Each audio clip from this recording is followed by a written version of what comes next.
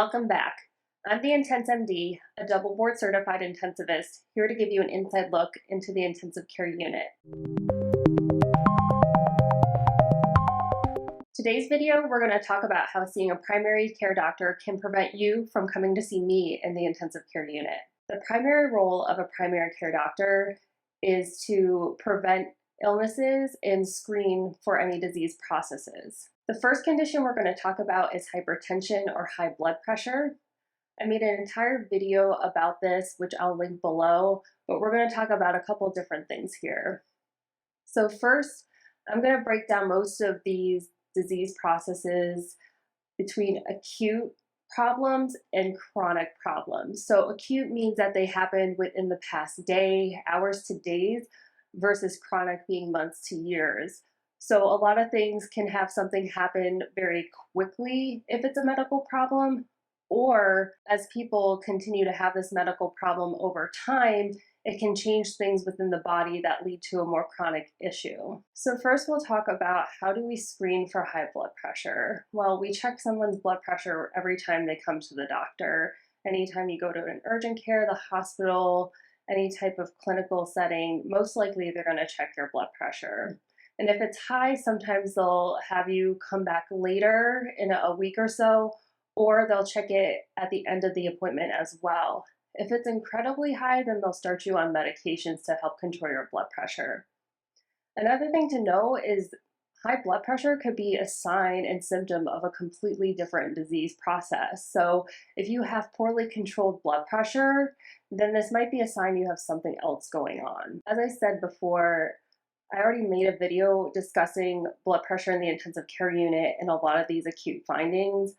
But just to reiterate, high blood pressure can lead to a condition called aortic dissection, where the large blood vessel carrying all the blood out of your heart to the rest of your body can tear.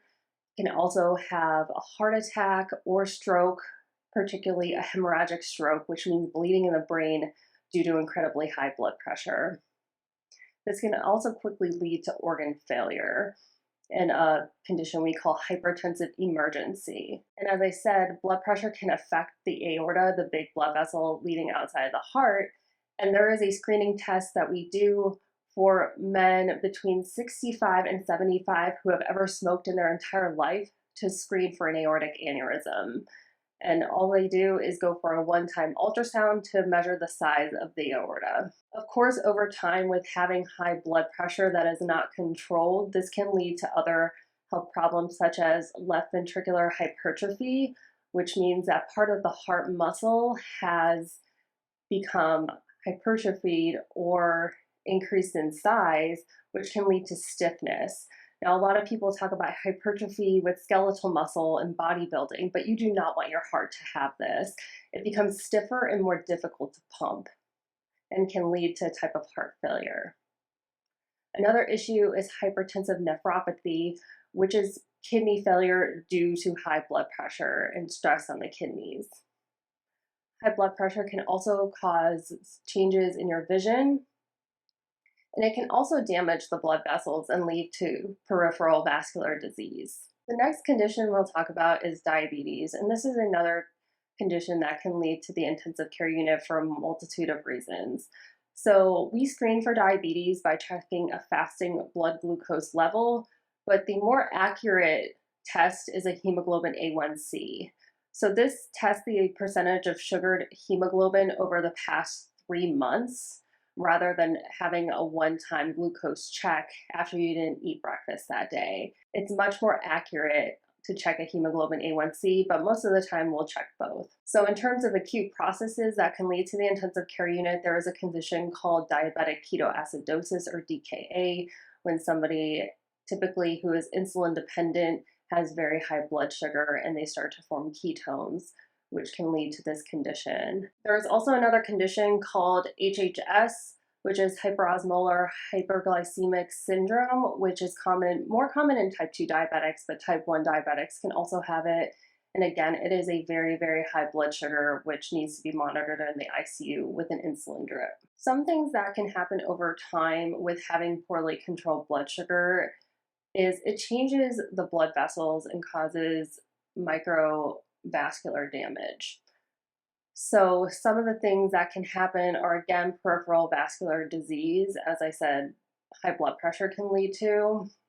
And again, this can cause a high risk of heart attack and stroke.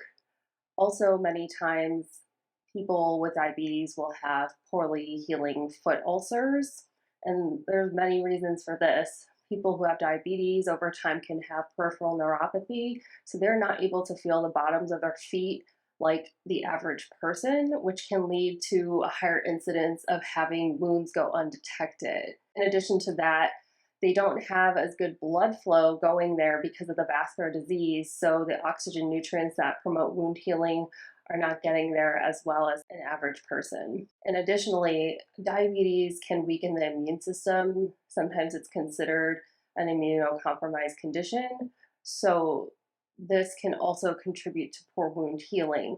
And this is why many times people will say, oh, diabetes can cause you to lose your legs. It's usually from a combination of these things going on. There is also something called diabetic nephropathy, which is kidney disease related to long term diabetes. And people with diabetes can also have eye problems, most commonly diabetic retinopathy, as well as increased risk of glaucoma. High cholesterol is also something that is screened for with primary care doctor. We just check a cholesterol panel. If you have high cholesterol, this can increase your risk of vascular diseases such as heart attack and stroke.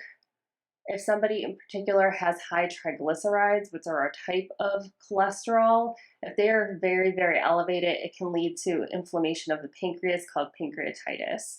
And this is a life-threatening condition. Another thing that we commonly screen for in primary care is cancer.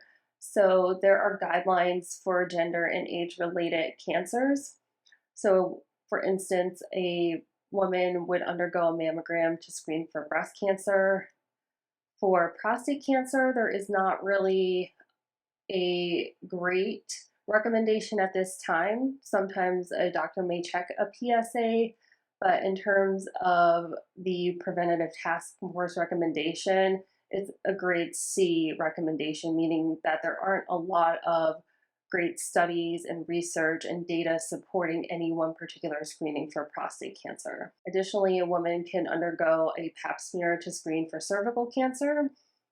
There are many different ways and screening tools for colon cancer, but at this time, the best is still a colonoscopy. And someone can undergo a low resolution CAT scan of their chest to screen for lung cancer if they meet the criteria. Some other things that we might check for are vitamin D levels, blood counts, things like that to look for anemia. We can also talk to a patient about modifiable risk factors, their lifestyle, anything that they are ready to change or anything that they have questions about, such as diet, exercise, smoking, alcohol use, drug use, etc. We also will offer vaccines for age and season appropriate vaccinations. It's now almost flu season, so the flu vaccine will be available. So people will be coming to their primary care doctor's offices to receive the flu shot. And most of the time that you go to a doctor's appointment in the fall, your doctor will offer you the flu shot. And finally, your primary care doctor will also go over any lab work that they ordered previously that may be abnormal to help you work towards either normalizing it or going through a further workup to see if there is a disease process that needs to be diagnosed. If you have any questions about primary care medicine or how it can lead to the intensive care unit, please leave a comment below. Please subscribe to this channel if you enjoy this content, and I'll see you next week in the next video.